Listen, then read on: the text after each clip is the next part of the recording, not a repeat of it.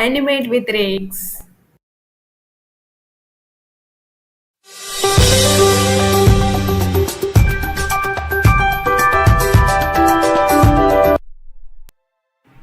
പണ്ടൊരു കാട്ടിൽ കൗശലക്കാരനായ ഒരു കുരങ്ങച്ചൻ ഉണ്ടായിരുന്നു. ഒരു കുഞ്ഞു വീട്ടിലായിരുന്നു അവന്റെ താമസം. ഒരു ദിവസം കുരങ്ങന് വല്ലാതെ വിശന്നു. അവൻ അപ്പോൾ പുറത്തുപോയി ആഹാരം അന്വേഷിക്കുന്നതിനെ കുറിച്ച് ചിന്തിച്ചു. എനിക്ക് വിശന്നിട്ട് വയ്യ. കഴിക്കാനാണെങ്കിൽ എന്റെ കയ്യിൽ ഒന്നുമില്ല. പുറത്തുപോയി നോക്കാം, കഴിക്കാൻ എന്തെങ്കിലും കിട്ടുമോ എന്ന്.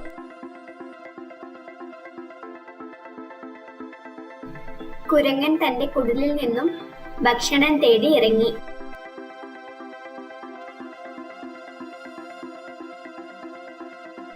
അവൻ സന്തോഷത്തോടെ ഓരോ മരങ്ങളും ചാടിക്കടന്നുകൊണ്ട് പോയി. കാടിനടുത്തായി ഒരു ഗ്രാമം ഉണ്ടായിരുന്നു. അവിടെ കണ്ണൻ എന്നും ചക്കി എന്നും പേരുള്ള 2 പൂച്ചക്കുഞ്ഞുങ്ങൾ ഉണ്ടായിരുന്നു.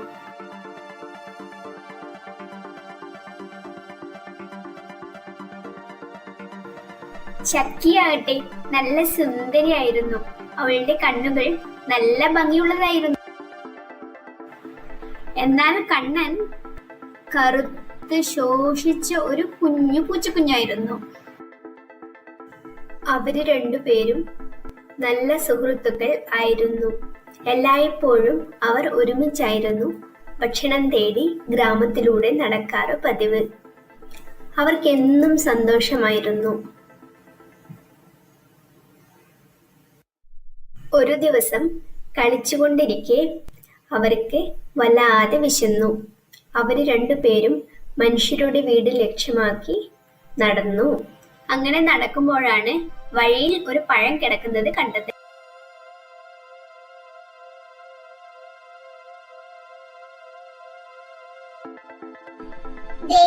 അവിടെ ഒരു പഴം കിടക്കുന്നു, നമുക്ക് പോയി എടുത്താലോ?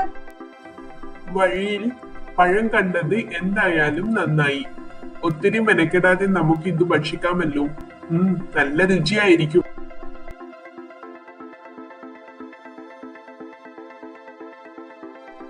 ഒളിഞ്ഞിരുന്ന കുരങ്ങച്ചൻ ഇതെല്ലാം കാണുന്നുണ്ടായിരുന്നു. പൂച്ചകൾക്ക് കിട്ടിയ പഴം കണ്ടപ്പോ കുരങ്ങന് കൊതിയായി. ആ പഴം എനിക്ക് കിട്ടിയിരുന്നെങ്കിൽ എന്റെ വിശപ്പ് ചെറുതായിട്ട് എങ്കിലും കുറഞ്ഞേനെ. പൂച്ചകൾ ആ പഴം എടുത്തു. കിട്ടിയതൊരു പഴം ആണെങ്കിലും കഴിക്കാൻ ഇപ്പൊ 2 പേരായി. ഇതെങ്ങനെ പങ്കിട്ടെടുക്കും എന്നാലോചിച്ച് 2 പേരും വഴക്കിടാൻ തുടങ്ങി. ഇത് എന്റെ പഴമാണ്. അല്ല, ഇത് എനിക്ക് വേണം. ഇത് എന്റെയാ, ഞാൻ നിനക്ക് തരില്ല. അല്ല, ഇത് എനിക്ക് വേണം. അല്ല, ഇത് ഞാനാണ് ആദ്യം കണ്ടത്, അതുകൊണ്ട് ഇത് ഞാൻ തന്നെ ആദ്യം കഴിക്കും. മാറി നിൽക്ക്. അല്ല, ഇത് എന്റെ പഴമാണ്.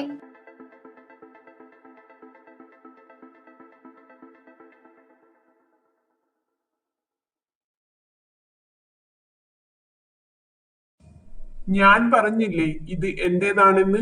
മാറി നിൽക്ക്.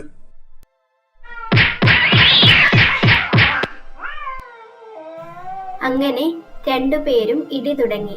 ഇത് കണ്ട് കുരങ്ങച്ചൻ ഒരുപാട് സന്തോഷിച്ചു. അവൻ പതുക്കെ പൂച്ചകളുടെ അടുത്തേക്ക് നടന്നു നീങ്ങി. നിക്കൂ, നിങ്ങൾ എന്തിനാ വഴക്ക് കൂടുന്നത്? എന്തു പറ്റി? നോക്കൂ കുരങ്ങച്ച, ഈ പഴം ആദ്യം കണ്ടത് ഞാനാണ്. പക്ഷേ ഇവൾ എനിക്കിത് തരുന്നില്ല. അല്ല, ഇത് എന്റേതാണ്. ഞാനാണ് ആദ്യം കണ്ടത്. നിക്കൂ, എന്റെ കയ്യിൽ ഇതിനൊരു പരിഹാരമുണ്ട്. ഞാൻ ഈ പഴം കൃത്യമായി 2 കഷ്ണങ്ങളാക്കി നിങ്ങൾക്ക് 2 പേർക്കും വീതിച്ചു തരാം. അതുതന്നെയാണ് ശരി. നിങ്ങൾ ഈ പഴം കൃത്യമായി 2 തുല്യ കഷ്ണങ്ങളായി മുറിച്ചോളൂ. അതാണ് നല്ലത്. അങ്ങനെയാണെങ്കിൽ ആർക്കും കൂടുതൽ കിട്ടില്ലല്ലോ. സൂത്രത്തിൽ കാര്യങ്ങൾ അവരെ പറഞ്ഞു മനസ്സിലാക്കിയിട്ട് കുരങ്ങൻ പഴം കൈക്കലാക്കി. എന്നിട്ട് 2 കഷ്ണങ്ങളാക്കി മുറിച്ചു.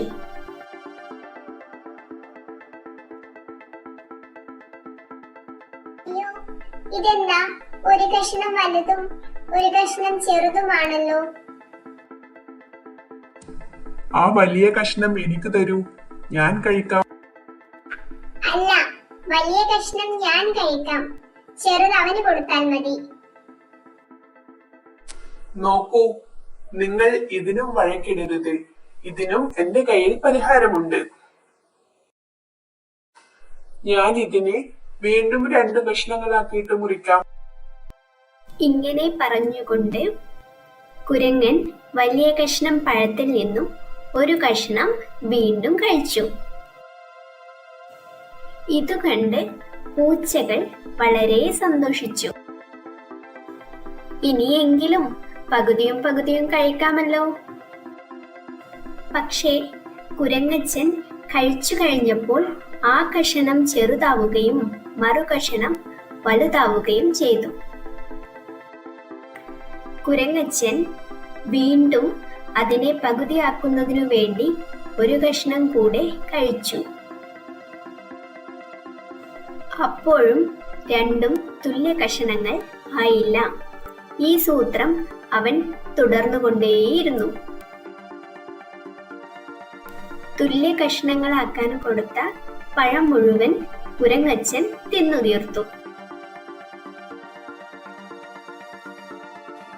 ഇതെന്താ, നീ ഞങ്ങളുടെ പഴം മുഴുവൻ തിന്നു തീർത്തു? നീ ഞങ്ങളെ പറ്റിച്ചു. നിന്നെ വെറുതെ ഒരിക്കലും വിടില്ല, മനസ്സിലായോടാ കള്ള കുരങ്ങച്ച. നിക്കടാ അവിടെ, ഓടില്ല.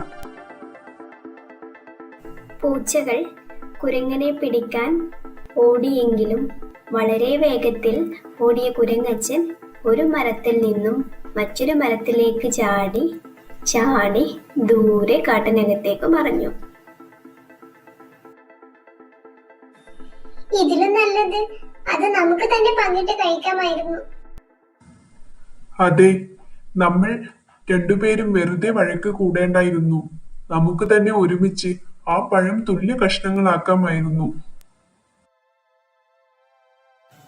അപ്പോ കൂട്ടുകാരെ, എല്ലാവരും കൗശലക്കാരനായ കുരങ്ങച്ചന്റെ കഥ കേട്ടല്ലോ.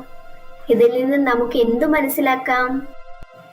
രണ്ടുപേരുടെ വഴക്ക് മൂന്നാമത് ഒരാൾക്കാണ് ഉപകാരം ചെയ്യുന്നത് എന്ന്.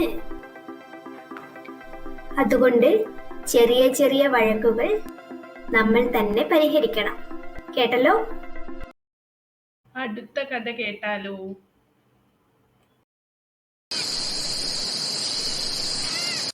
ഹലോ കുട്ടികളെ, ഇന്ന് നമുക്ക് ഒരു മരം വെട്ടുകാരന്റെയും വനദേവതയുടെയും കഥ കേട്ടാലോ? അപ്പോൾ കഥയുടെ പേരാണ് സത്യസന്ധനായ മരം വെട്ടുകാരൻ. കഥയിലോട്ട് പോകാം. പണ്ട് രാംപൂർ എന്നൊരു ഗ്രാമത്തിൽ സുനിൽ എന്നു പേരുള്ള സത്യസന്ധനായ ഒരു മരം വെട്ടുകാരൻ ഉണ്ടായിരുന്നു. ദിവസവും അയാൾ ഗ്രാമത്തിനടുത്തുള്ള കാട്ടിൽ പോയി മരം വെട്ടുമായിരുന്നു. എന്നിട്ട് അത് ചന്തയിൽ കൊണ്ടുപോയി വിറ്റാണ് ജീവിച്ചിരുന്നത്. ഒരിക്കൽ അവൻ നദിക്കരയിലിരുന്ന് മരം വെട്ടുകയായിരുന്നു. ആഞ്ഞു വെട്ടുന്നതിനിടയിൽ അവന്റെ കോടാലി തെറിച്ച് നദിയിൽ വീണു. പാവം മരം വെട്ടുകാരൻ അവൻ എന്തു ചെയ്യണമെന്നറിയാതെ കരയാൻ തുടങ്ങി. അവന്റെ കരച്ചിൽ കേട്ട് ജലദേവത പ്രത്യക്ഷപ്പെട്ടു. എന്നിട്ട് കാര്യം എന്താണെന്ന് അന്വേഷിച്ചു. അവൻ നടന്ന കാര്യങ്ങളൊക്കെ ദേവതയെ അറിയിച്ചു. ദേവത പെട്ടെന്ന് തന്നെ നദിയിലേക്ക് മുങ്ങി ഒരു വെള്ളിമഴവുമായി തിരിച്ചെത്തി. എന്നിട്ട് അവനോട് ചോദിച്ചു, ഇതാണോ നിന്റെ നഷ്ടപ്പെട്ട മഴ? വെള്ളിമഴ കണ്ട സത്യസന്ധനായ മരംവെട്ടുകാരൻ പറഞ്ഞു, ഇത് എന്റെ മഴവല്ല. വീണ്ടും വനദേവത നദിയിലേക്ക് പോയി ഒരു സ്വർണ്ണമഴവുമായി തിരിച്ചു വന്നു. ഇത് കണ്ട് വീണ്ടും മരംവെട്ടുകാരൻ പറഞ്ഞു, ഇത് എന്റെ മഴവല്ല. പിന്നെ ദേവത ചിരിച്ചുകൊണ്ട് സുനിലിന്റെ യഥാർത്ഥ മഴ തിരിച്ചു നൽകി. സുനിൽ വളരെ സന്തോഷമായി. സുനിലിന്റെ സത്യസന്ധതയിൽ സംതൃപ്തിയായ ദേവത അവന് മറ്റു 2 മഴകളും കൂടി തിരിച്ചു കൊടുത്ത് അനുഗ്രഹിച്ചു. കൂട്ടുകാരെ, ഈ കഥ ഇഷ്ടപ്പെട്ടോ? ഇഷ്ടപ്പെട്ടെങ്കിൽ ഈ കഥ ലൈക്ക് ചെയ്യുകയും ഈ കുഞ്ഞു ചാനൽ സബ്സ്ക്രൈബ് ചെയ്യുകയും ചെയ്യണേ. വീണ്ടും ഒരു നല്ല കഥയുമായി അടുത്ത വീഡിയോയിൽ കാണാം. ടാറ്റാ.